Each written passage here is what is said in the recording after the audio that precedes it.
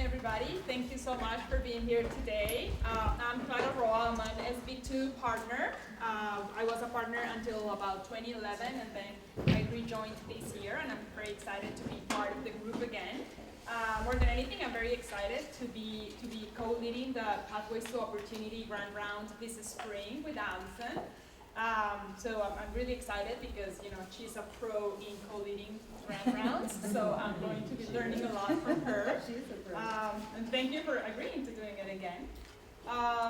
So we are expecting about 46 people, I think, RSVP for this session, so that also makes it a very exciting day for us. It is a very interesting topic, the one on early life development, and it's a new for SB2, so I'm really excited to learn about it.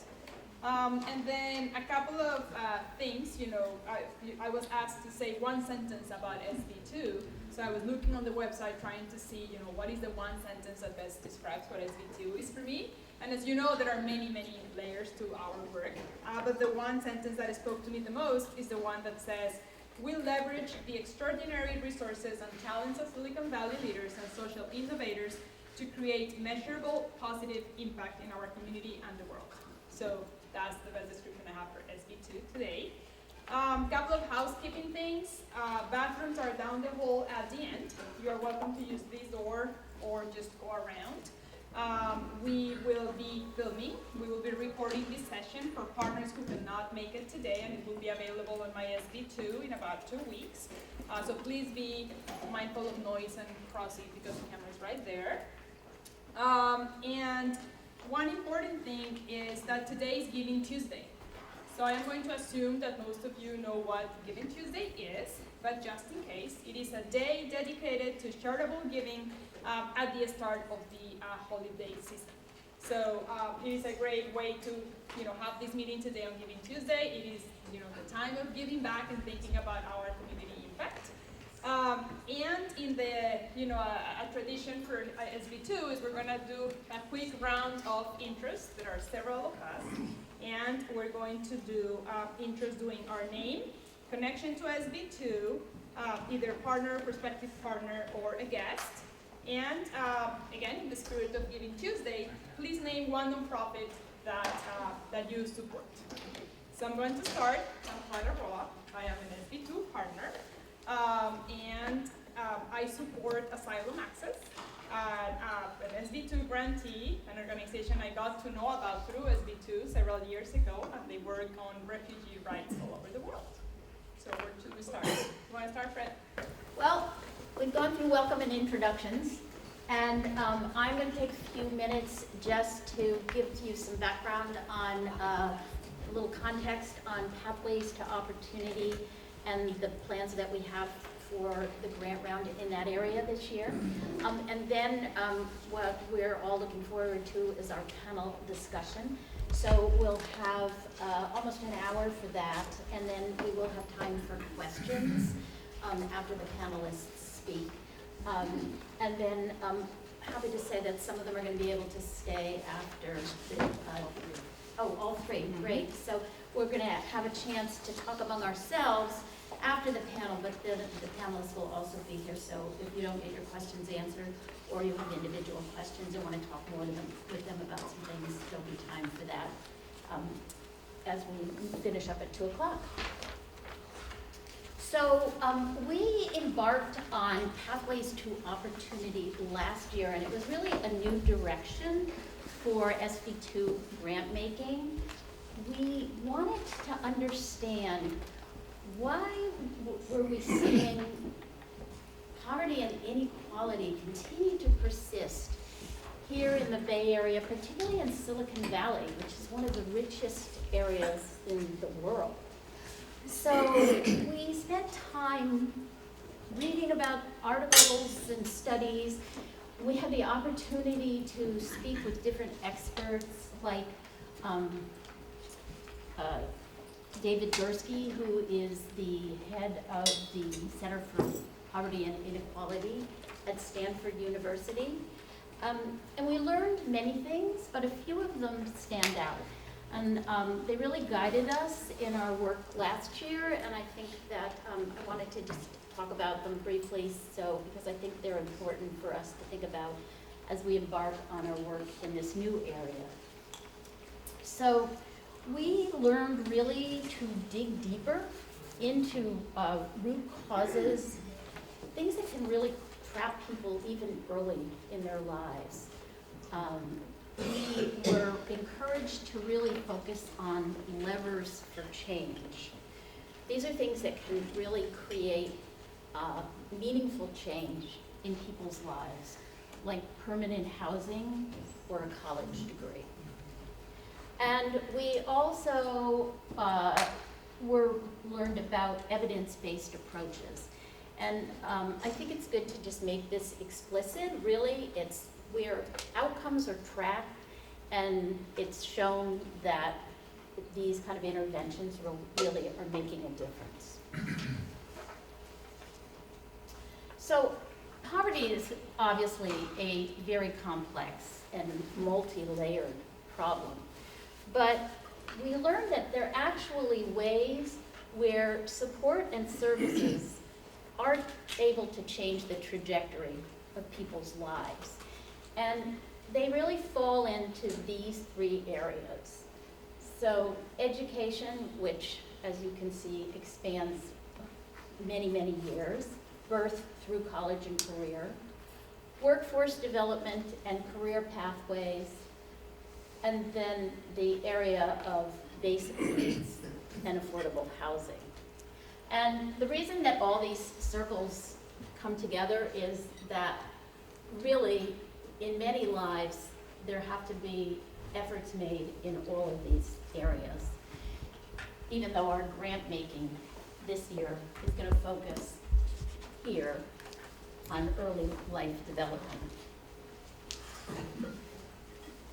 Last year, we did our work really across these two areas, and we were particularly interested in the intersections, and I'm sure that we'll find those again this year as we start to look at organizations that are working in early life development. So once again, I think we faced this last year, where we were looking at a lot of different organizations working in a number of different areas. And we've tried to kind of create a framework. As you can see, we are looking at grant making with organizations that work with kids really prenatal through age 8. And also across a number of different areas. So we have physical, social, and emotional health, cognitive development or an early childhood education, and parent support and family engagement. Because as everyone knows, parents are really the primary influence and certainly the first teachers of all children. So we're really lucky today to have a panel of folks who have been working for many years. They have a deep expertise in early child development and education. And I'm sure that we will continue to learn more from them. And hopefully this will be a great introduction to the grant round that's going to start in January, where we will be looking at organizations working across all of these areas. So Julie, I'm going to turn it over to Julie Cates, who is an SV2 partner and will be facilitating our panel today. Okay, well, I'll come up and our three panelists.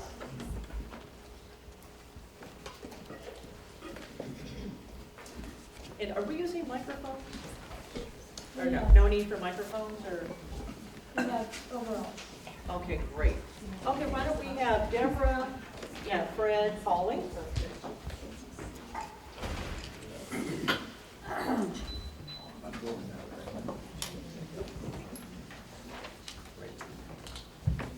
Okay, well, I'm just thrilled to be here with this team of experts in the field of early life pathways. And in terms of our format, as Allison mentioned, we're going to spend up to the next, 50, 60 minutes, exploring, some topics about why is there the focus of this area and what are some of the key systems that are driving this early life support. Then we'll go into, okay, what seems to be the state of the market or the state of the art in terms of where institutions are investing, where is the research focus currently, where is the, current practice, where are funders spending their focus. And then third, we're gonna try and bring it all back down to, so what are the opportunities here in Silicon Valley and Bay Area?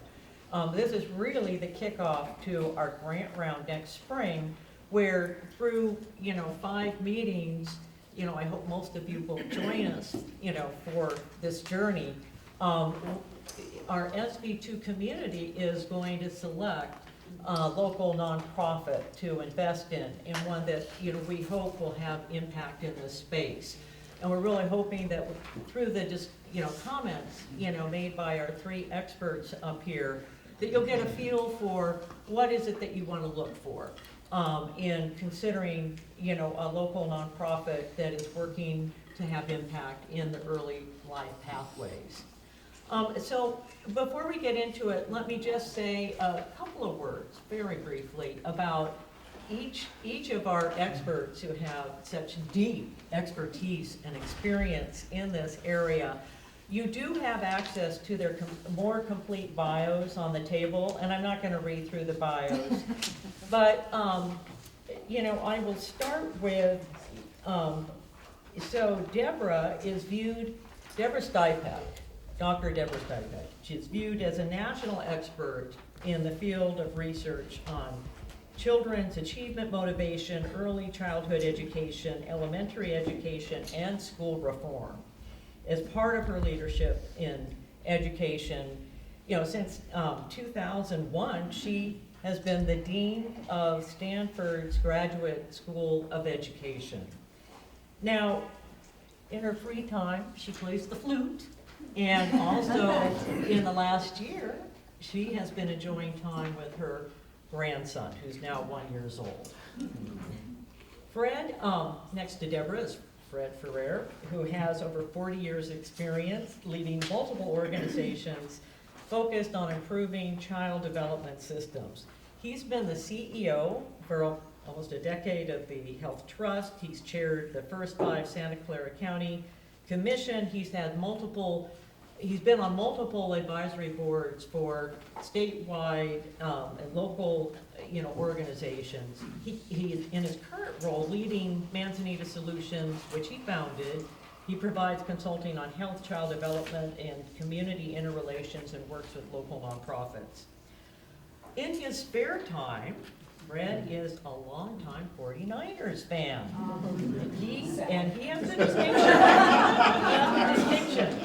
in that he attended their very last game at Kaiser Stadium, their first and last games at Candlestick Park, and the first game at Levi Stadium. Wow.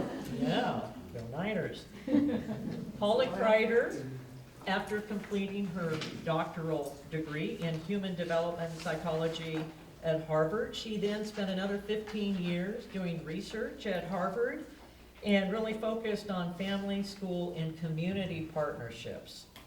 She is currently a program officer at Heising Simons, a local major foundation here and based in Los Altos, and she's working on local and emerging opportunities. Now, Holly is also a recent KQED contributor. Earlier this year, Holly reported a KQED perspective about how a group of strangers on Caltrain helped her daughter with special needs get to school safely. Thank you. Yeah. So we're going to now kick this off, and we'll start with Deborah Stipek, who is playing the research leader. Now, I have to share with you, all 3 of our panelists have done research, have expertise in research. They've done great practice. So the roles I'm kind of assigning to them are a little bit artificial. You'll get a lot of good communication across these roles. But from a research perspective, Deborah, please share with us, why is there a focus on the early years of a child's life? Why has that seemed to have increased over the last 1 or 2 decades? And, please expand on what's important to know. I think a lot of the emphasis has come from neuroscience. People who have been studying brain development, who have been able to demonstrate the incredible amount of brain development that occurs in those first 5 years. The prefrontal cortex is developing then, which is reasoning, executive functions, memory, planning, all of the things that are extremely important to be able to be successful in school and in life. And we also know that experience it has an enormous impact on that brain development. So, and it's amazing to me how when working with policymakers, you show them a brain and they get really excited. I could go on and on about all the social science on the benefits of high quality preschool and doesn't register, but you show them a brain and and that somehow is more real. It's real science, I guess. So that's one reason. I think also we become aware that the achievement gap is really, most of the achievement gap occurs before children enter kindergarten. And California has one of the highest achievement gaps in the country during K-12, but recent analyses show that the reason California has a higher achievement gap K-12 is because it has a much higher achievement gap that is seen in children when they are entering kindergarten.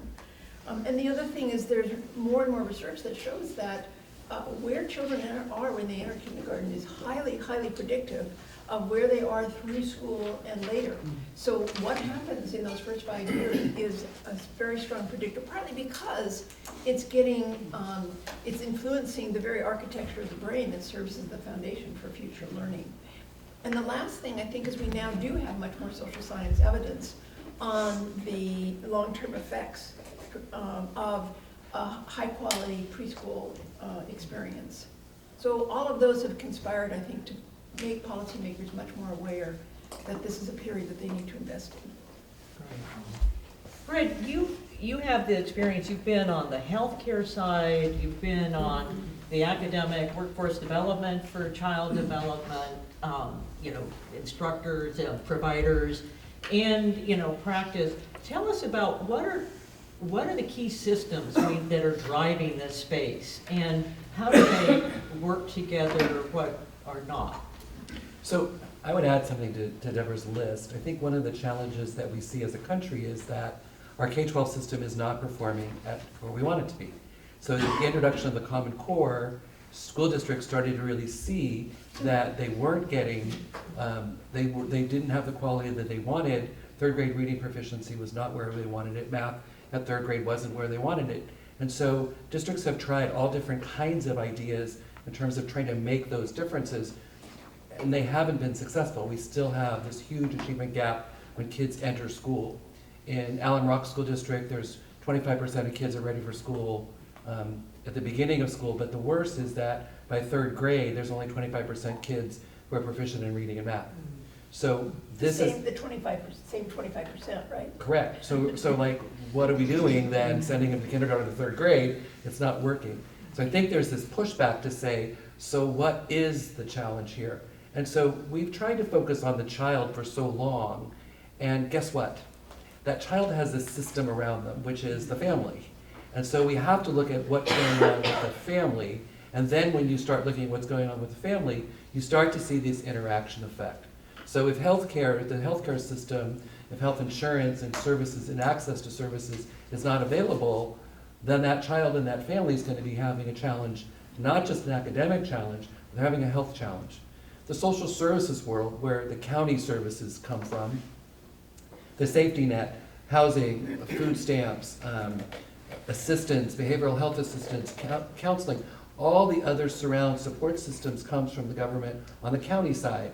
So if you don't have that system working, then you might have a family who's now in school and has dental care, but they are homeless, right? So you've got to start looking at how do all these bigger systems interact. Now, because their funding from the government usually is different, the government funds social services different than it funds education, than it funds housing. Those are natural siloed systems that don't like talking to each other. And so families are in this position where they've got to figure out how to navigate this very confusing system that I would bet you on our best day, we would all be challenged by. So it's no wonder that if you have a family, an immigrant family or English language learning family or a family who's coming from a really impoverished neighborhood, how challenging those systems can be. So really it's trying to say, if we're going to be successful at focusing on the child's performance, then we have to pay attention to the system that surrounds that child in their neighborhood and looking at the social determinants of health. Beyond medical care, beyond health care, you really have to make sure that the social determinants of health are an integrated system as best possible in order to really think about how you're going to achieve the best results for those children. Yeah, yeah. I put something on your tables. Even if you look within a single sector, like early learning, we have in California an incredibly fragmented system, and the system is really being kind. If you look on page 4 of that thing, we have what we sort of a mapping of just early learning programs. And imagine yourself as a parent trying to navigate all these different kinds of programs with different requirements, different monitoring, different standards, and so on. So it's not just the connections among sectors, it's also even within sectors you have a lot of fragmentation. And that kind of is a focus on the state of California and the systems and the delivery of early care, early learning within the state. So, Holly, then from a funder perspective, Heising-Simons, which, over the last 6 years, I think with the lead of Liz Simons, decided that they wanted to focus in this early learning space. And they, funded programs, research even nationally.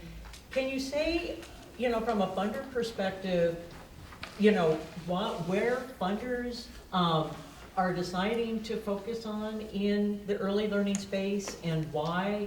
And, are there trends? Do you team up? How does it work? Sure, and I can talk a little bit about the rationale for the Heising-Simons Foundation in particular, but also some of the trends of other funders. I do think there are more funders on board, especially national funders, and we've done a kind of a review to see where all the investments are recently through our education team. The story of the Heising-Simons Foundation in particular is really, because we're a family foundation and we were started about 10 years ago and staffed about 6 years ago.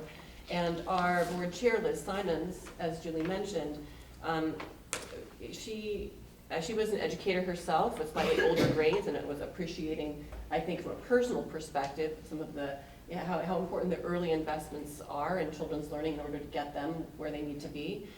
And she also was involved in a parent co-op preschool in Palo Alto, and I think learned a tremendous amount there about quality early learning experiences. So that was part of the personal motivation. And there's also, I think, a great appreciation for research and evidence and empirical support for investing in children really early on, and what that means for their long-term success. So at the Heising-Simons Foundation, our grant making over the past 5 years has, in early education, we have 5 program areas, but our early education grant making is a little bit narrower in focus than early life. It really is on early learning, birth to age 8. And we have focused on areas that are, in some cases, of personal interest to our board, as well as really promising from a research point of view in terms of their impact on kids' ultimate educational outcomes, and that are under-resourced. So we initially had to focus on family engagement, on early mathematical learning, and on dual language learners and instruction of dual language learners. And that work has gone through a strategic refresh in the past. I'm happy to talk about some of the successes of that, but I'll tamp down that for a minute, and we can come back to it. But over the past year, I will say that there's been a strategic refresh, and I'm not on the education team any longer. I'm doing our local work, as Julie mentioned. But what ultimately happened, I think, was in each of those areas we made a lot of progress. They're relatively new areas of both research and study and practice, and we've just seen a lot of progress in each of those areas. But wrapping it all up together, there was a desire to have a more unified and measurable goal that all of our early ed grant making was moving toward. And so now there's a brand new strategy, so I can't really talk about its successes yet, but there's a lot of excitement internally about it. And it really is about addressing the opportunity gap for children of color and children from low-income families. And we've talked about that too, about social determinants and social address and sort of access to quality early education experiences. So the strategies through which the education team is hoping to eliminate that gap, it's a very lofty goal, but measurable, is through effective practice that's scalable and what they're calling enabling conditions, meaning the systems change and the policies that help us affect early childhood education, quality experiences. Great, great. Well, thank you. We've sort of explored a little bit about why the focus is on, supporting a child's brain development, age 0 to 5. Deborah pointed out what this achievement gap is, and Fred alluded to achievement gaps in place by kindergarten if you aren't paying attention to this area. So this time, let's start with Fred. Can you alluded to, we've talked complicated systems. In light of these complicated systems, and as you mentioned, you have to address the whole child, the family. Can you tell us a little more about, what might be as we've referred to as the levers for change? How do you go about that? What are the levers? Yeah. I think that in your handouts, I think there was a handout that looks like a chart. It said Pathways to Success. Let me just kind of refer to that a little bit. The Pathways to Success came from work that one of my colleagues, Nicole Young, did with members of the teams from Franklin, McKinley, and Allenbrock school districts when they were looking at their early learning, early childhood strategic plans. And one of the big challenges you have with systems and integration is, what are we talking about? So if we could organize it all, what would it look like? And so the Pathways notion, or the graphics of it, is basically saying, let's all agree on what's the formula. If you add this plus this plus this plus this, you're gonna get a child ready for kindergarten. And then if you keep working on that, you're gonna have a child proficient reading and math by 3rd grade. What would that look like? And so there are key milestones that this group worked on to say, here are the kinds of things that we would look at. Prenatal care, and infant toddler care, and what does quality child care look like, and what does family engagement look like? If you just add up that formula, you'll get kids that are more likely ready for school and successful by 3rd grade. And there was great agreement on what that formula is from experts in the field that are doing this every day. But what we kind of soon discovered was that that's only if you have this bottom foundation that exists. In other words, do you have adequate funding? Is it, so you look at under-resourced areas, we all know what the solution is, but there's nobody funding that solution. In fact, sometimes they're funding things that we know don't work, but that's where the funding is, so you're continuing to do that program when you know that the program should be over here. So this foundation piece was important for us to kind of think about what else does it take besides the solution of these are great activities or these are great milestones that we could all agree on. Another one is cultural competencies, right? So you can have a great program in one neighborhood that culturally doesn't make sense in another community. So it's not that there's anything wrong with the program, it's just the cultural responsiveness to that. The language acquisition issues are different in different communities. So we have this foundational piece here of being able to say, what are those things that are the foundations of these milestones that are going to be critical? So when you look at investment then, or you look at research or measurement, you start to say, okay, what are we going to start to look in terms of outcomes, where there's milestone outcomes that we want to achieve, but then we also may have policy and systems issues that we have to address so that the foundation is there in order for these systems to be able to put into place. So I like the formula because it came from the community, it came from practitioners really working on it, and then those of us in the consulting world try to help organize it in a way that would make sense to people to be able to say, oh yeah, these are the givens if you want a system to be able to work. And this integrates the issues around family, health, early care and early and education and health, being able to pull it all together to be able to say, what do we know from the research and evidence? What do we know are best practices to get children ready for school? And in these systems and places where they're not happening, what kinds of interventions do we need to make? So Holly, again, from High St. Simon's, a funder's, sort of viewpoint, I know they funded a number of programs that were in partnership with school districts, family engagement institute. How does a funder decide, that their dollars should be used when you've got public entities involved, and how do you manage that? How do you select those? Yeah, very challenging. So I think you're referring to our family engagement grant making over a number of years that was working locally.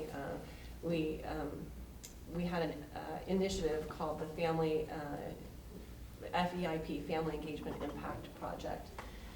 And it started with just a genuine listening tour, kind of knowing what the family engagement literature and promising practices were nationally, and then talking to local folks who were doing family engagement practice and sort of listening for both the strengths and the needs, and learning again that there was some fragmentation around what was being delivered and to whom, and with our eye toward evidence-based interventions and our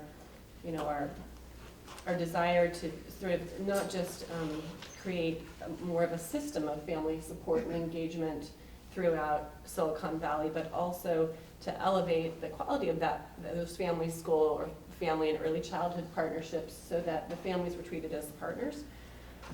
We designed this initiative that did a number of things. One, it was really sort of started as a partnership. So we invited applications from a number of prospective grantees, but we said, come in together, with others. So that was really a requirement of the request. Because we saw this sort of lack of coordination there. We also said you've got to have some kind of buy-in from a public partner. In most cases, that was the school district. In one case, it was a library system. And because, philanthropy can't solve all the problems, there needs to be public investment as well. And then we also asked that the grantees consider implementing at least one evidence-based intervention, which was not something that we necessarily saw. I mean, there weren't a ton of interventions to choose from, and we helped sort of curate a list for folks. But again, I think the implementation of those evidence-based models can be a challenge on the ground. So some of the things I took away from it, and we were privileged to be able to also fund an independent evaluation of that work through Mathematica. We did see through Parent Report that families were getting more information and becoming more engaged in their children's learning in certain ways. I realized certainly that even though that was a 3-year initiative, that these kinds of efforts that are complicated and involve numerous partners really take a long time. You have to be very patient as a funder, I think. And what else? Oh boy, I've learned so much. I could talk a lot about sort of the things that were initiated by community-based organizations versus those that were more initiated by public school systems, and how those sort of evolve differently depending on sort of where the power is and where the expertise of the local community is. That was also great insight for us. And I'm going to ask Deborah to add, but I do want to point out, she referred to this report on your tables, and it's from the Getting Down to Facts 2, which is really viewed as landmark, research, conducted over multiple years. Deborah, was one of the leads on this whole study of California's educational system, where she mentioned one of the key conclusions is you've got to invest, even before kindergarten. But in looking across the state and thinking about levers for change and doing that research, what would you add? Well, let me just mention, Getting Into Facts was a major initiative to essentially look at the state of the state in education, pre-K through 12. There were 36 reports. The early childhood one is just one of the 36. We had only 8 copies of the executive summary. It's the technical report is about 250 pages, but it's everything you ever wanted to know about the state of families and children 0 to 5 in California, and what kinds of resources are available to them and where they fall short. That's just the executive summary, but you can, if you're interested, and since I only had one copy per table, download it at gettingdowntofacts.com. No spaces. We have it on our SB2 website. Oh, good, well, then you have it on there. So that was really to lay out, where are we in California? Mhm. We've made a fair amount of progress in K-12. We've had some major reforms, Common Core, a new funding structure. So part of it was to kind of look at what kind of progress have we actually made, but the early childhood piece was new. Mhm. California has not made much progress in the last decade or so. 30 years ago, it was one of the model states in the country. Right now, most other states have passed us by, and we are, I don't want to say at the bottom, but we definitely are not, we're below the middle in terms of our investment in young children. So I think the one takeaway from the work that we did was that we have a lot of work to do in California in terms of access, in terms of quality, and so on. Fred mentioned infant and toddler care. It's very difficult to find infant and toddler care in California, especially if you want affordable infant and toddler care. It costs on average 20% of a median family's income for infant care right now, which is a big chunk of, and that's the median. Half the people in California make less than the median. So one of the reasons we have such a shortage is that the pay is so low. Child care providers, 58% of California's child care providers receive public assistance. So we, in a time when there are alternative jobs that that are actually, you can make a living on, people don't go into child care. But that means families don't have child care available. It also means we have very high turnover, because when you get low pay, if you find an alternative, you leave. So that also undermines the quality. So I think the take-home message from there is the larger context of support for young children is weak in California. Now that doesn't mean, it means that your job is all the more important, because but it's, I think, challenging because it feels like you're plugging holes. And so I think some of us, while we're working on plugging holes, which we need to do because there are families who are really desperate, while we're plugging those holes, we also need to work on the larger policy, in the larger policy arena, to make sure that the state is doing what it needs to do to invest in young children. So that's the big story in that particular activity. The other thing that I've been working on is actually funded by Heising-Simons. It's focusing on early math. And I want to mention a couple of the things that Heising-Simons has done, which I think really are models of effective investment at a foundation level. It's larger than most that SV2 could probably come up with, but just to point out, they've invested in building a field. And I think anytime you can invest in building capacity that is going to continue to pay off, then that has extra benefits. Because a lot of the areas, you plug the hole, and as soon as the program ends, the water starts coming back in.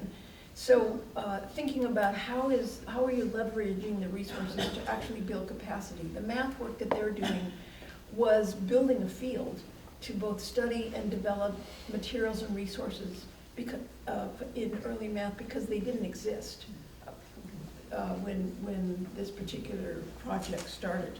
It's also engaging people from across the country, particularly young people, to get engaged in early math so that they go off and multiply, so to speak. So that, and I think at the end of this period, they will have built a field that will continue to provide strong information and resources to help teachers and parents provide more early math learning opportunities for children. But it required a long-term investment, and I can't emphasize Holly's point of sometimes it just takes time. And in my experience, funders want immediate results. And if you're really investing in capacity, you're not going to get immediate results. So you have to trust, you have to monitor, you have to have stepping, places where people have to say, yes, we are making progress, but on the other hand, anything that you can get really quick results in probably is a very short-term plugging the hole and won't change the field in the long term in any way. And flexibility. The other quality of that investment on the Heising-Simons was that they allowed a lot of flexibility. So it wasn't a rigid, do it, here's the proposal, do it this way, even though it's halfway down the road, it looks like you really need to turn a corner a little bit or tweak it something. So, I'm Yeah, gonna ask I Holly just to, wanna ask add a Holly few to, things. yeah. Thanks for those props, Deborah. Yes. I really, I just today talked to our early math program officer, Kim Benjamin, because Deborah's, one of the things I would say is fun superstars like Deborah to lead, networks of accomplished scholars in early math research. And that certainly just yielded amazing new knowledge for the field. But we've also sort of, seen so much interest in engaging families in early math from a practice point of view too, and have sort of let some of the field come up with its own creative ideas. And I just heard from Kim today that there were 200 manuscripts for this wonderful early math storybook project with a couple of with children's literature publishers who were partners. And that's an incredible new generation of tools for families and early educators to use to engage kids in early literacy and math simultaneously. So anyway, there's a lot of other great things happening in that, and it really is, it's been wonderful to kind of explore that intersection, which is entirely, wide open for investment. Well, as we then approach, I'm going to ask our experts in terms of their guidance for then our grant round. We, heard about from the state level, we have these almost competing siloed funding streams and different accountability.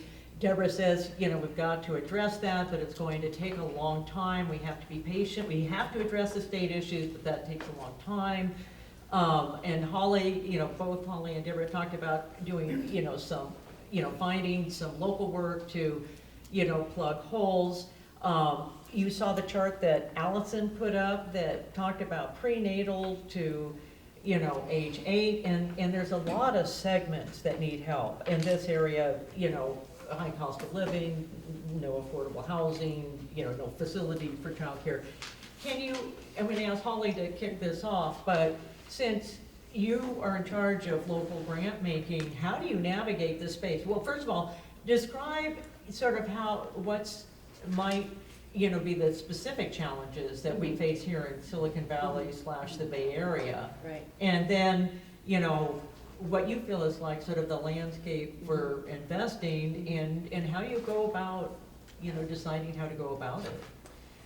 So, in my local work, I spend a lot of time thinking about our special context in Silicon Valley and the prosperity paradox, where we have a lot of wealth and we actually have a lot of philanthropy that, with the exception of this group maybe, is not necessarily directed to local causes, and there really is incredibly high need for families and young children and other residents of Silicon Valley. We have great disparities of between the haves and have-nots here, some of the highest in the nation. I think that the sort of skyrocketing cost of living here has very specific implications for early learning and early development. One is early childhood facilities. Big crisis there, but some interesting things going on in San Mateo County and a little bit in Santa Clara County. But think about it in terms of our housing crisis, what that also means for nonprofits and for early childhood programs with very specific space requirements. It's not very sexy, but it's really important. Also for recruiting and retaining early childhood educators and other professionals who work with families and young children. The nonprofit sector in general has a hard time recruiting and retaining folks. And also, if you need to have a livable wage, it's really, really difficult. Dog walkers make more than the average early childhood educator. Then what else do I think? I think there's all these intersectional issues around housing and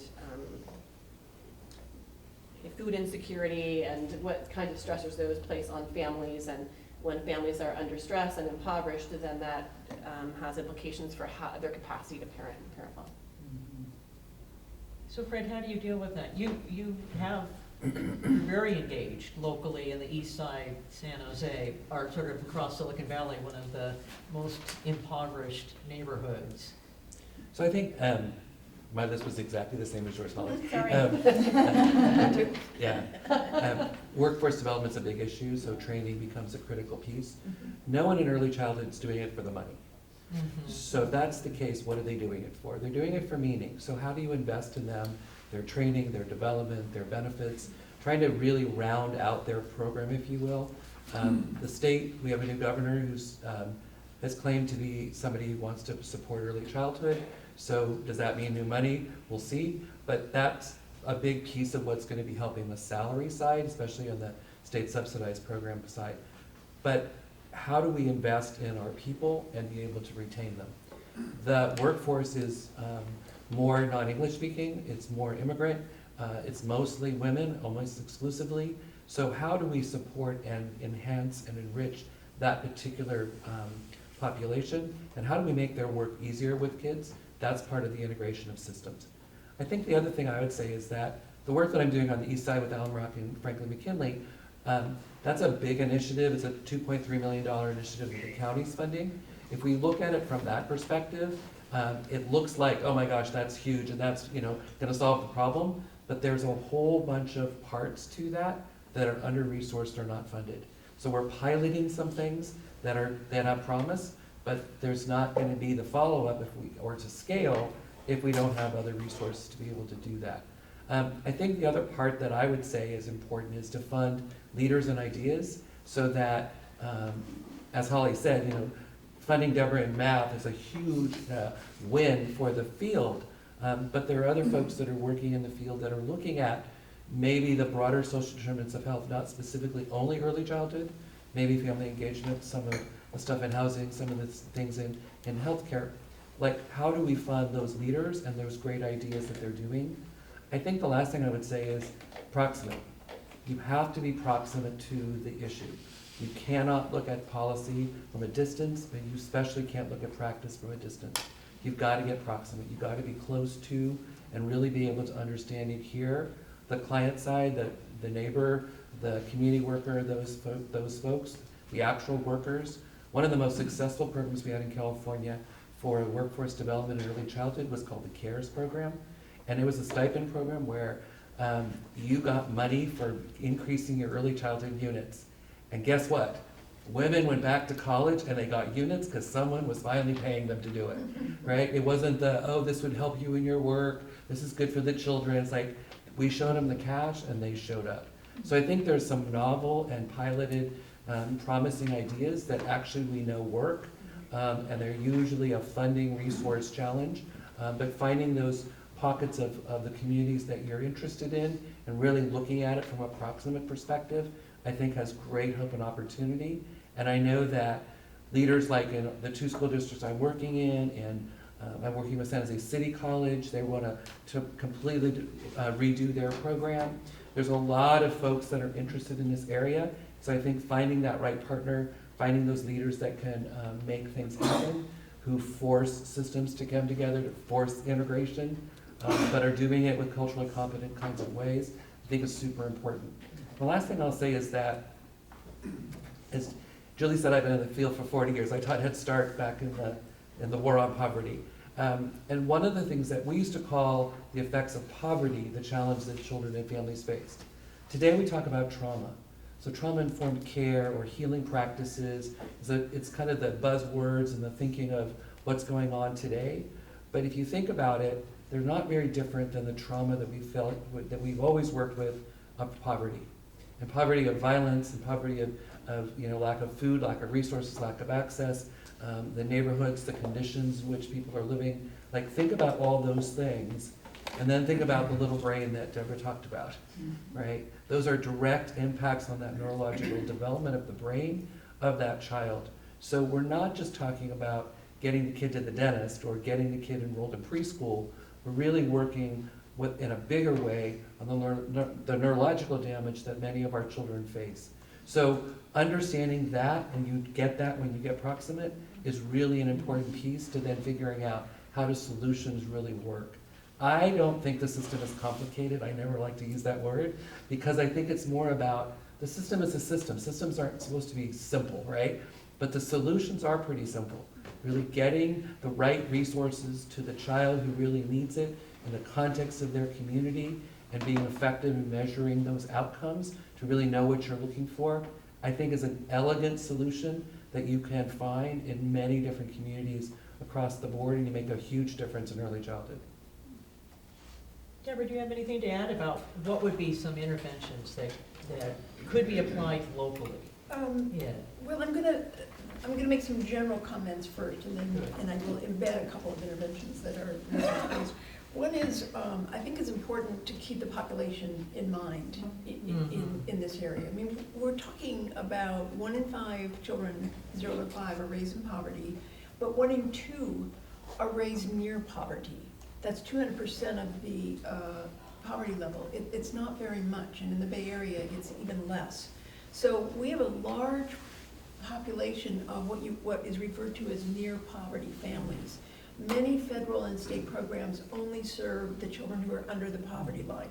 And so there's that other group of families that are incredibly stressed and really having a difficulty making ends meet and meeting their children's needs. So I want to make sure we don't forget those. We also have to remember that we have a largely immigrant population of kids, or at least from immigrant families, if not themselves, who are in homes where English is not the primary language. So these are just background factors to keep in mind when we're weighing the value of any particular program. The other general point I wanted to make is that, and I know this goes against the grain of most funders, but we have to focus more on quality than we typically do. We become very obsessed with quantity. And I've worked on so many, I've been on so many boards of nonprofit organizations where everything is about how many kids we serve, how many families we serve, because that's what the funders want. And obviously, we don't want to spend $100,000 on 10 kids or 10 families, so this is not to be illogical. But on the other hand, there are a lot of good practices that, when done at relatively low quality, you're really throwing your money down the drain. Preschool, for example, all of the data on the long-term effects of preschool are very high-quality programs. I mean, very high-quality programs, spending double what we spend in California. So I cannot say in good conscience that making preschool available, given the current quality level in California, to all children is actually going to benefit them, because that's not what the research says. So you have to look carefully at what the research says. There's a very good evidence that home visiting is a very productive way to support children's development and support families' engagement in children's development. But it's only if it's high quality home visiting. So, try to back away a little bit from the numbers pressure and ask as many questions about how do you know that this is quality? What is your evidence that it's quality? What kinds of elements of quality from the research are integrated into the program that you're looking at? And just in general, there are methods that have a stronger research base than others. So for example, if you want to support the development of people who are working with young children, the quality of their care, since we provide or demand very little training of people who work in the early learning space in California, partly because we pay them so little we can't really require them to get much education. Providing them support can be a really valuable thing to do. But most of the support that I see are in workshops. There's very good evidence that workshops are a complete waste of time. I mean, a complete waste of time. The only intervention or support that has been shown to be productive is coaching. So make sure that the organization that you're investing in can point to some research that supports the particular approach they're taking. So, in Allison's comments, she had mentioned evidence-based practice, that with SB2, we want to look at nonprofits that have a track record, that follow, evidence-based best practices. And what does that mean? That means that they can talk about outcomes. They take the time to track what they're doing and look longer term at outcomes. In this space, when you talk to nonprofits or some of these, partnerships, what are the type of outcomes that you should be looking for? I mean, is it all just third grade proficiency, math and literacy, or what? Who would like to kick that off? I'll just start. I think that I want to underscore the quality notion, though. I think that's a really important piece.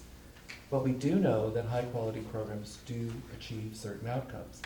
So most funders don't fund the evaluation side, but they want the nonprofit to do all this evaluative research.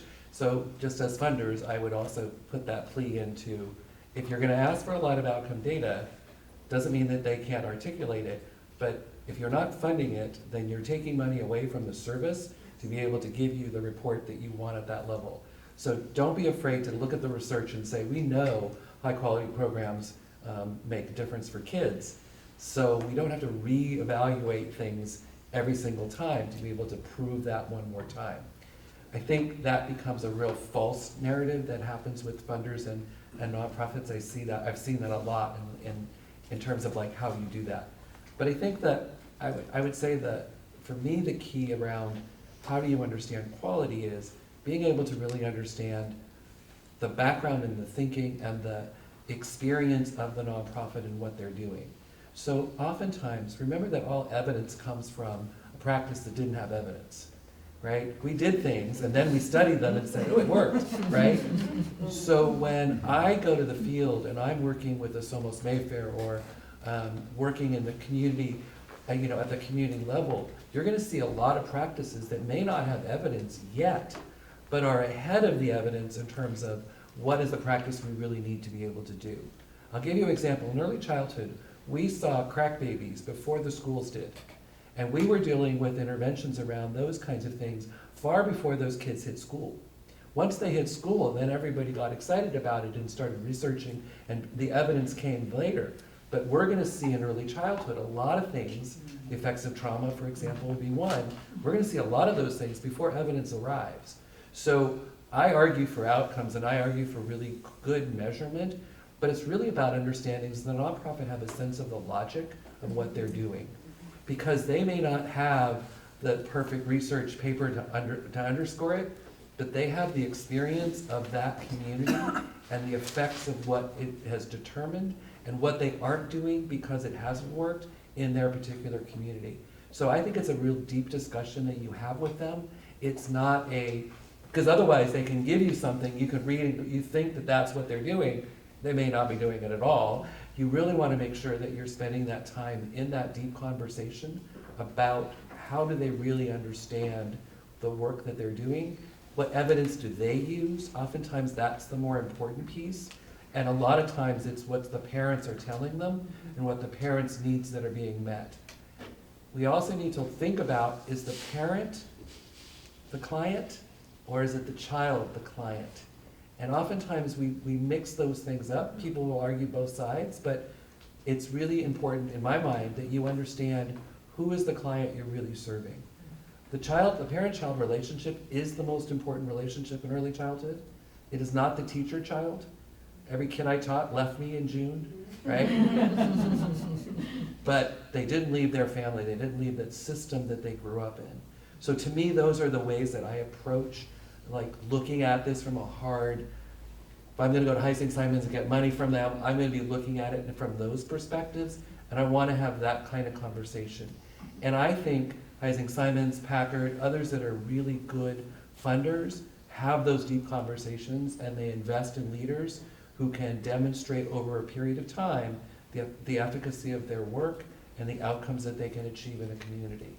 I would not go into a community that I didn't know thinking that I have some evidence-based practice that they need.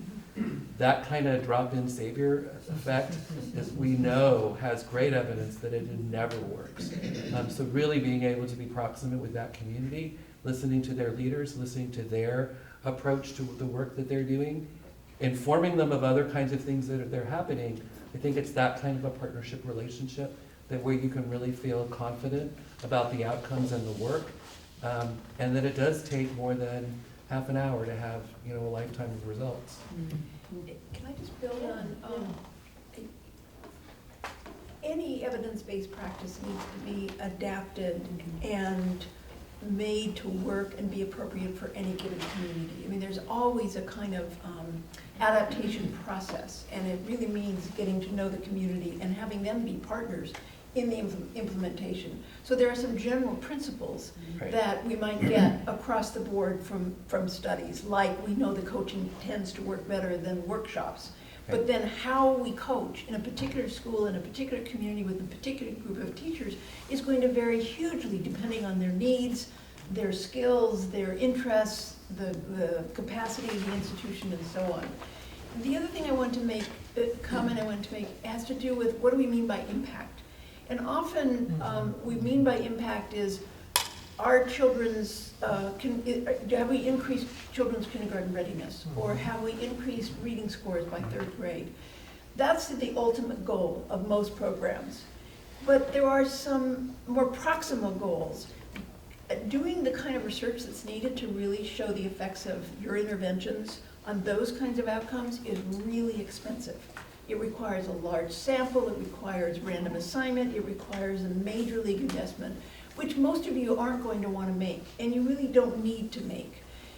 If you create a logic model and look at what your assumptions are with regard to the effects of the intervention in getting to that 3rd grade reading score, and then assess whether or not you're achieving the goals en route, that sometimes is much more manageable, and in fact, it's almost always more manageable than the ultimate goal, because that becomes very expensive. And then you really need a state or a federal agency to pay for that kind of research.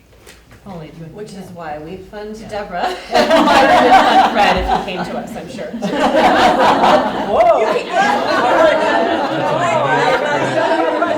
have a video right there.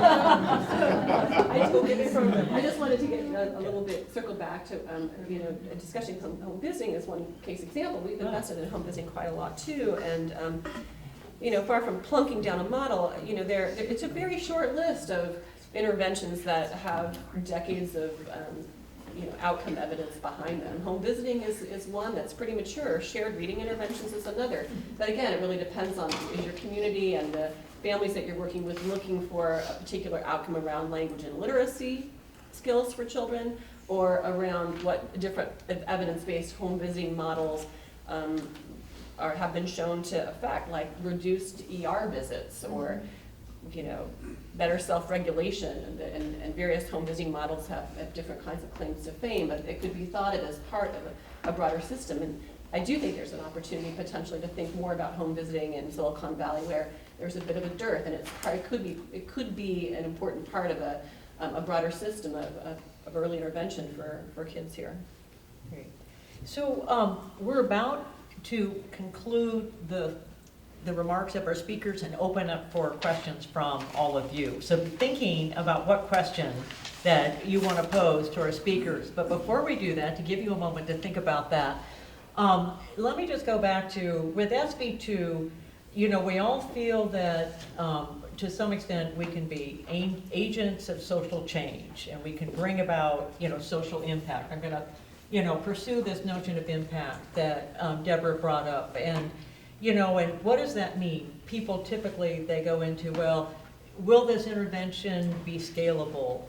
Will it lead to a system that is sustainable, receives sustainable funding? Will it lead to, systems change? Well, as a funder for a local nonprofit, how do you explore that notion to kind of then understand what your longer term impact might be? So we're a local foundation, but our grant making is predominantly national and California focused, especially our early education work. I have a different hat as our local program officer that isn't specifically focused on early learning, but is thinking about my focus now is really thinking about a resilient nonprofit sector, and especially in times of skyrocketing costs and our prosperity paradox that is Silicon Valley right now. And so I'm a little bit agnostic about subsector. But again, in terms of what our early education team is thinking about in terms of effective practice, it really is what are those, how can we invest in promising programs that can get to scale and with public, and then simultaneously thinking about how to increase that public investment at the federal, at the state. I think about it, this is one of the things I would encourage you to think about too, is how do we get more public investment at the county and municipal level? Because it's not something philanthropy can do alone. So that's, there are advocacy efforts at the local level to create more investment around early learning and child development. I would add that partnering with the government to me is always like it's a little dancing with the devil, right? It's like there's a challenge to it, but also think about the government is the bigger funder here. And so if you're going to have impact, partnering with them, influencing them, working with them can be a really successful path to be able to look at sustainability and to really make systems change. On the other hand, there's also the nonprofit side, which oftentimes is responding to the funders in different kinds of ways. I'll tell you, years and years ago, I received money from the Packard Foundation for general operating support of me as the leader. And that money, which bought me an assistant, was like the most valuable money that I ever got in my whole nonprofit career. And I could report to the Packard Foundation a ton of impact for that money that had nothing to do with the programmatic side of what we were doing, but it freed me up to be able to work on things that gave me direct access to the impact rather than dealing with the administrivia. So I would work really closely with the nonprofit to say, what is it that would really make the difference? And doing one more program probably isn't what they're gonna say to you, right? But if you say the only thing I'm gonna do is fund one more program, then that's what they're gonna look more towards. But I think really having that partnership where you can have an effect on that agency's work, I think has made a huge difference. And I can give Destination Home, when I oversaw that, the Sobrado Foundation was incredibly supportive. That really helped us at Destination Home make that happen, because we weren't worried about going out and fundraising for salaries, because we actually had the ability to then make the difference on homelessness and housing that we couldn't have done if we didn't have that base support. So I think sometimes being more creative in your funding of, you really love somebody's program, will give them what they really need to be able to do that program that they really, that you really love to make that difference. And in early ed and education, there's a whole bunch of areas, as that slide said. You can look at the area of health, you can look at the areas of the teacher, the provider, that person, the actual to the child, right? Like the nutrition, education, and health is still a huge need in the area. Family engagement is, I still think there's way underfunding in family engagement. And that's really where you can have an effect on lifelong learning. Like, so there's lots of exciting opportunities, but don't necessarily go to the most grandiose. Sometimes they're the most simple that actually can have the biggest impact, especially when you're working with nonprofits that are smaller scale or smaller budget. That to me is the more exciting way to partner with them, and they can really do some good work because you're helping them to really do with what the mission that they're designed to accomplish. That's a beautiful example of my comment about investing in capacity building, investing in organizations to help them build capacity. A lot of people who are heading nonprofits don't have a lot of management experience. They have a good heart and a passion and creative ideas. Providing support for management, whether it's coaching or an assistant or that sort of thing, can really have a tenfold return because it frees the creative juices up so that they're not burdened by or stuck with, as you say, Fred says, ministrivia. But it's not very sexy. Most people want to know, well, how many kids will, how many kids will be served as a consequence of this grant, as opposed to how will this organization be able to be more effective, more productive, and so on. Well, it's really great to conclude these comments right at the heart of the SB2 philosophy, which is to give a multi-year grant unrestricted funds. and to really let the organization focus, and to be on the dollar, let the organization focus on capacity building. Okay, we're ready to open it up for questions. We've got Stephen here. We'll kick it off, Stephen. So, you've all mentioned the importance of parents. I'm enjoying that experience now that I think Deborah is watching my young grandchildren be parented. I have a friend who taught kindergarten in East Palo Alto and now coaches the kindergarten teachers. Most of the parents didn't speak English, and they had cultural barriers. If parents are important and they're not able to interface with the system for their kids, what have you found that's effective for that set of parents? So before you answer, let me just, a housekeeping item. Because we're videotaping and the microphones are set back here, I'm gonna need to repeat your questions, and let me know that if I capture it correctly. But anyway, and Stephen, your question is directed to any of the panelists to respond to? Sure. Yeah, great. It's And okay. so the question is I heard it, and so if everybody heard it, we can move on. Okay, great, then that works fine. So you caught a question about the importance of the family, the parent, cultural What have you issues, found language issues, you It's know. effective with parents who don't speak English and may have cultural other barriers with dealing. So I would offer two suggestions. One is that any nonprofit that's working with multi-languages have figured out translation services as a regular part of their culture of their organization. So if I go to a meeting there's certain nonprofits that if I go to a meeting, I know it's going to be in 4 languages, and they've just figured out how to do that. So I think the idea that the understanding that everyone's going to speak any one language is not usually the norm.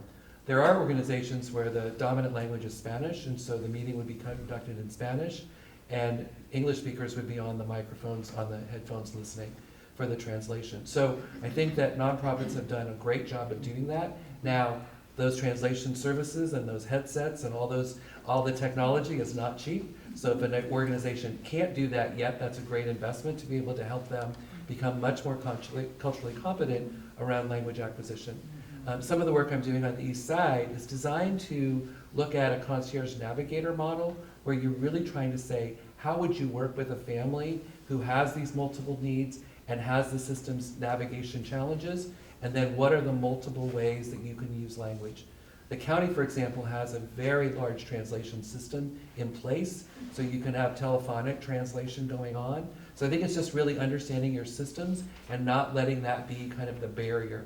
Now, at the real basic level, the kindergarten teacher talking to parents, and that's a real challenge, that's not gonna go away. So what is the answer that that particular community, that school, that nonprofit should figure out, rather than just say, oh, this is so hard, right? I think it's a real challenge that people have done and been successful at figuring out how to do that. Using good translators or interpreters is an important training. So making sure that whoever your nonprofit is using has translators or interpreters that are trained in that, who know the jargon, who can explain education, jargon, early childhood jargon. There's lots of things that we say that don't translate well necessarily, or that a common person who's speaking the language wouldn't necessarily translate, so making sure they're trained. So investing in an organization's cultural capacity around language acquisition, to me, is a really important investment, and it'll go real far, and all kinds of things will happen. And you'll see that these families or these parents who didn't seem interested or didn't seem involved or weren't very engaged or were really having a hard time reaching, all of a sudden, they're right there participating in ways that you didn't imagine. So I think language is a great example in our valley that we figured this out technologically. It's just a matter of the resources to do it. And I think that in some ways the political will to say we will not have an English-only environment when we have clients that don't speak that language. I would just add that there are technology platforms for communicating between educators and parents, like the one that comes to mind is Talking Points, that are using Google Translate, and were founded here in the Bay Area, that even though nothing replaces face-to-face communication, and that in-person interpretation and translation, that some of these tools too can be a great aid. We funded one that was piloted in San Jose, and there was an incredible gratitude between the teacher and the families that we met with who had really never been able to communicate with each other on a certain level. Yes, Lynn. So, some years ago, SB2 did a program with a local foundation similar to yours, a family-based foundation. And we learned from that experience that it was important to think about how the work we were doing with this organization aimed at best practices establishment got integrated into the field, to the professional field of folks like yourselves. So could the panel, any one of you, speak to how you envision the work you're doing and you see every day and you're part of becoming integrated into best practices in your field? We've learned here, a shorthand version is farmers talk to farmers and learn from farmers. Teachers learn from teachers. Doctors learn from doctors, and so on. So we know that, and I think, Fred, you alluded to that. So we know that one professional hears and pays attention to and values things spoken to them by another professional in their field. So could you speak to that?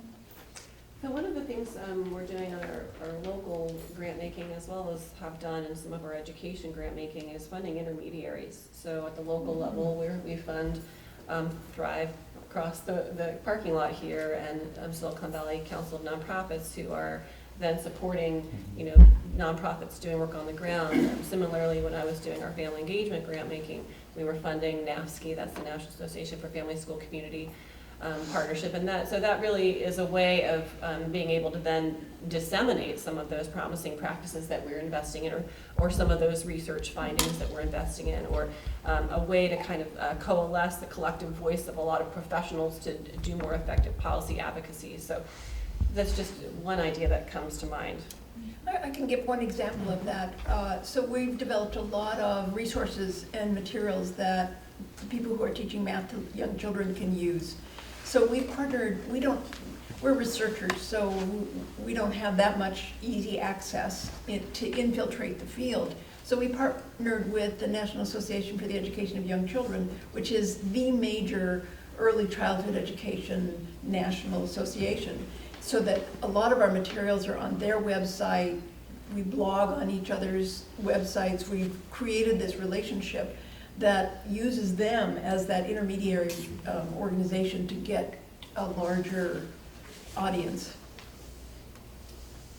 I think the other, I'll give you an under-resourced, to your point, I think, the community college faculty that I sit on, for example, very challenged around this issue of resource, because we do not get, we're doing the most of the training of early childhood folks in terms of the unit-bearing courses they take at a community college, which they need for licensing to be able to work in a child care facility.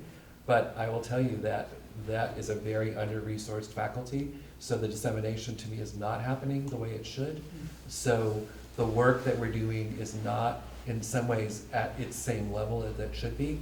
And there's a lot of community colleges in Silicon Valley, and I would say overall, we're not doing a great job of deep dissemination or being able to stay in kind of as current on best practices. Most of the faculties are non-tenured, so you have a lot of adjunct faculty, but to me, that's a big need, because best practices aren't necessarily then, or the latest practices aren't necessarily be disseminated to our communities. Okay, so we'll do Kelly and then we'll do Barbara. And then John. Yeah, and this is to any of you. I'm really intrigued by the dichotomy between sort of the cognitive aspects of early learning, like learning math, which seems really important, and then the social emotional side with trauma. And just like, we have free and reduced lunch programs so that kids aren't hungry because they can't learn when they're hungry. I can imagine that's probably true. If there's trauma, they're not going to be able to learn math at an early age. So I'm wondering, is there any training for early learning educators to sort of see effects of trauma and sort of know that early, sort of an early warning system? And then if so, what are some of the interventions that there are that have worked, and then what are what are you looking for as sort of a child that comes out of trauma? What does that look like, and how do we know that additional interventions aren't necessary?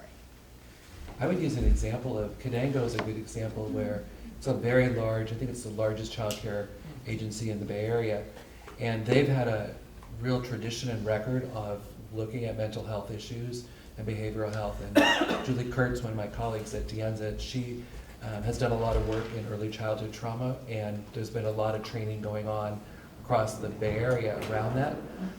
Major staffs are being trained in Kidango, Go Kids, and these large child care providers where you're caring for the majority of low-income kids in state subsidized programs. So there is a lot of work going on, but your family child care provider, your private preschool, your co-op places, those are places where you would still have a huge need for that type of training to go on. But there are good practices and good evidence that you have to have an integrative approach using mental and behavioral health techniques as well as the early childhood.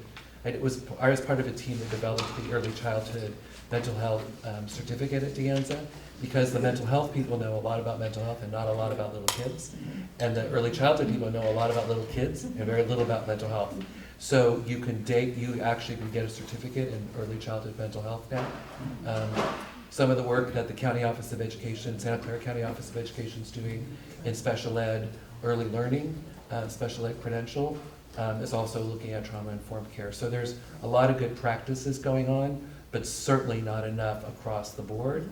And when you talk about quality, this is a good differentiator of folks that are maybe good at early childhood, but don't understand real trauma, and so they misdiagnose or they misassess a kid and their family, and then all kinds of judgments start happening, and then you get self-fulfilling prophecy that kid starts acting out, and now we've got a whole other set of issues. But definitely an area that could be invested in, and a very exciting to kind of look at. Finally, behavioral health and early childhood are going to be looked upon kind of in a broader way.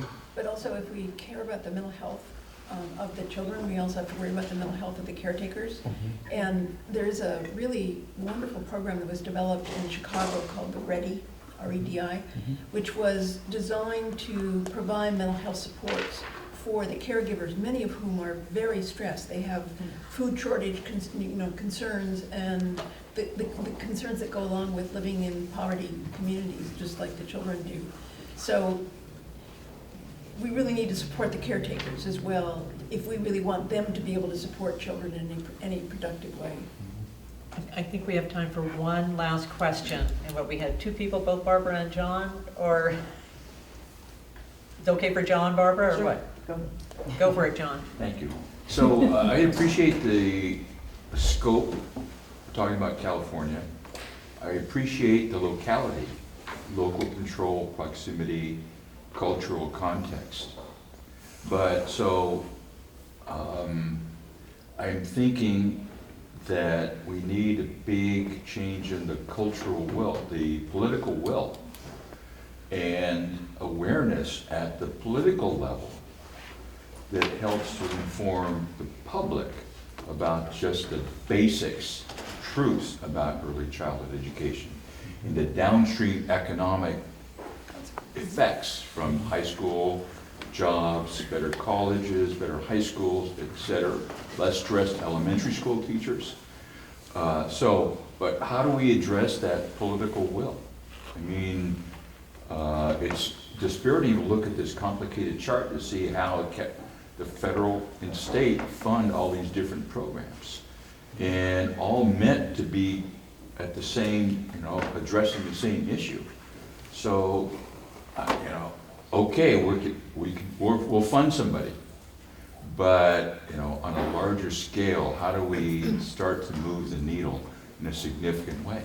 So see if you, each of you, I think, could weigh in. But Well, I think there's hope, and I'll let others elaborate, that we have a new governor coming in who is an advocate for early childhood learning, and there has been a lot of groundwork laid at the state level during the gubernatorial campaign to really educate all the candidates about the importance of early childhood education. Now I think the task is to help inform the agenda. Others probably have more details about that, but then there is also the question of sort of local decision makers and how we inform and get them on board. So I would echo that. So all of you that have access to the new governor-elect, you should be talking to him about this issue. Because everyone else is going to be talking to him about all their issues. So if you're the champions for early childhood and you don't say anything, then he doesn't have to deliver on that promise. So I would really be able to have that conversation with him. The governor-elect did come to the Silicon Valley. He visited programs. He spent time understanding home visiting. We've given him the agenda. So now it's about really other folks being able to push him on not the field itself, but the other folks in the community that he knows he would have support for producing a budget that has an increase in early childhood funding for specific programs and for the general piece itself. That's one. The second thing is the local level. You all have access to the Board of Supervisors and your city council members. They should be looking at these investments. So in Santa Clara County, we just had the new supervisor-elect for the Board of Supervisors, Susan Ellenberg.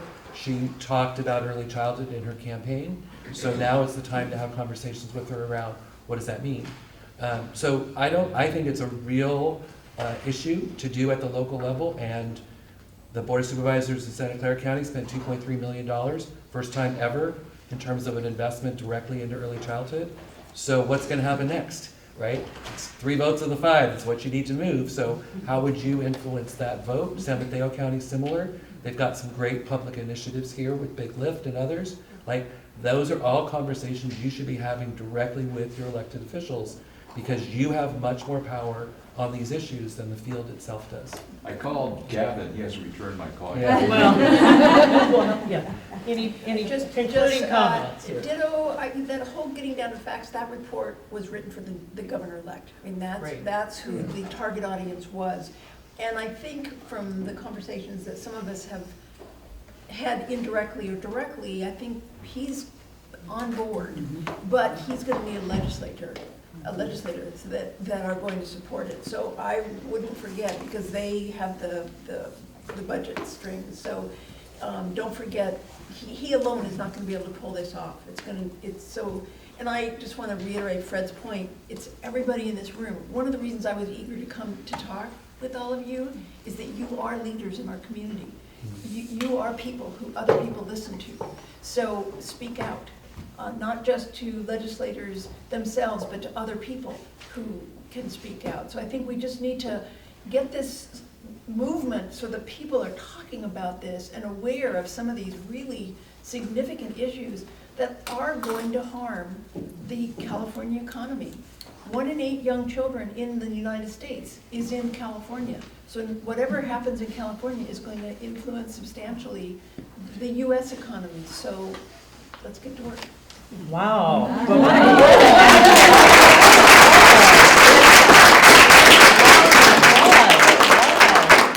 I really hope that their remarks have helped you just even increase your desire to participate in this next grant round. This is such a critical area, and you've gotten lots of ideas of how SB2, our community, can really have impact. So I think now I'm going to turn it back over to Clara Rao, who's going to talk about the next segment. So we'll just stay here till you finish your yeah, report. absolutely. Thank you. That was great. I learned a lot, and I'm sure everybody else did. So now, also in the kind of an SB2 tradition is to just talk to your neighbor for about 10 minutes. There are a couple of questions that you can discuss. The copies are on the tables. One of the questions is, what are your top 2 takeaways from the panel discussion, and what questions do you have about this sector? Right? So, take about 10 minutes to talk to the person next to you. Answers to these questions will help us prepare for the spring grand round and make sure that we're addressing, the key things that came out of this session. And just leave the answers on your tables. Thank you. All right, everyone, thank you for being here today and sharing your thoughts with each other. And I hope you will all join me in a round of applause and thanks to our amazing panelists.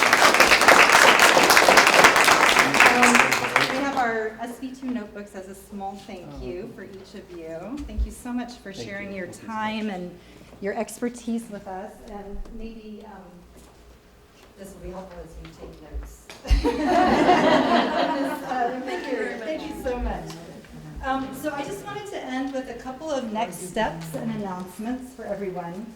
The first thing is that Allison and Clara have both spoken about our Pathways to Early Life Development Grant Round, which is starting in January. We're very excited about it. A lot of work has, thank you for moving that along. So I just wanted to briefly explain kind of where we are in the flow of this year.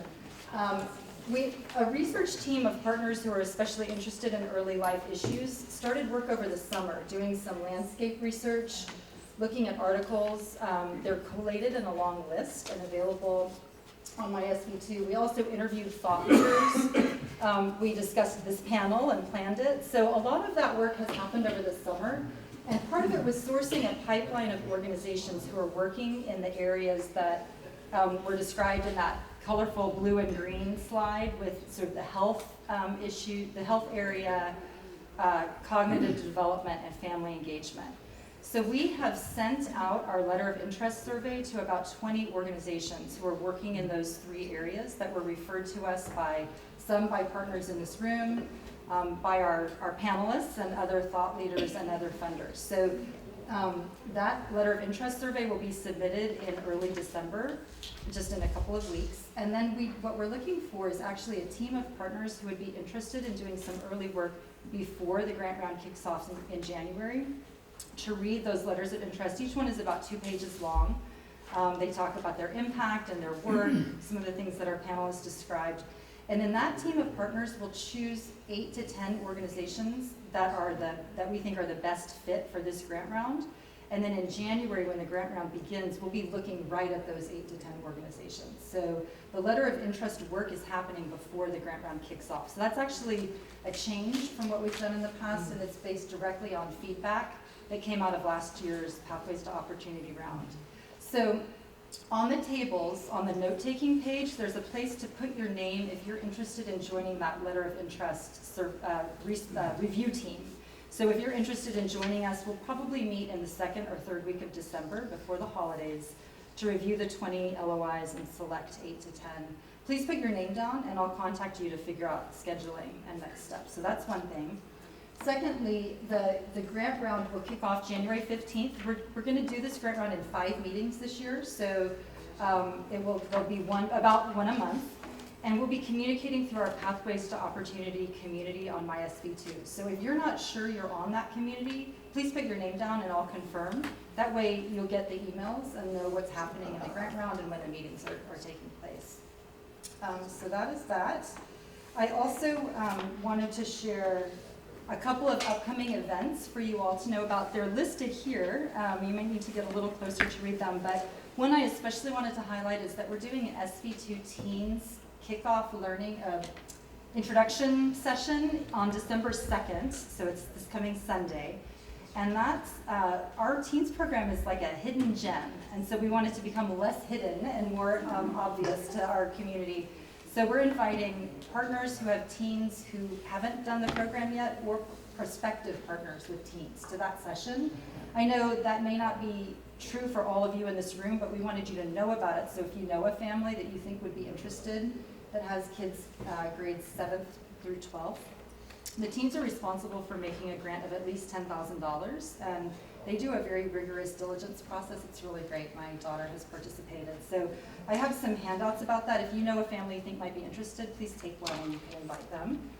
And then the holiday party is coming up December 11th. So Paru Yusuf is hosting it again, and we hope you will all sign up and attend that. And I think that's all that I have. So let me know if you have questions about the grant round or Clara and Allison, and thank you all so much for coming today.